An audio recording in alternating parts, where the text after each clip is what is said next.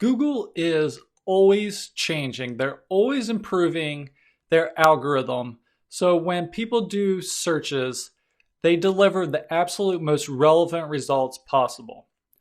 But I think it's interesting to see where I and others feel Google is going in the future and just talk about some of the latest changes that are happening. So here is a really important article from 2015 where Google introduced something called RankBrain, which basically is machine learning. So they're introducing machines into their algorithm. So it's not just really smart programmers, coders coming up with an algorithm. It's actually a machine figuring out what the most relevant results are. Now, at the time of this video, they're really only using this on really bizarre searches, basically. So when you're doing a Siri search and you're saying a whole sentence in a search, they're using machines to figure out what exactly you meant. But I could see this being used more and more in their search results. So how does it work? Well, no one knows, but one of the factors that it does is what people click on. So if I do a search for SEO and I see these results, one of the things Google is looking towards is what actually gets clicked.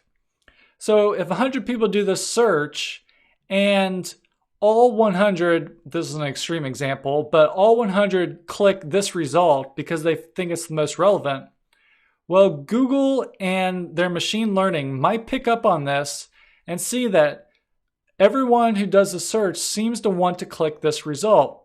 So what they may do is start to rank this one ahead of these other two. Now, people may try to manipulate this and just tell 100 of their friends to click their website and not theirs.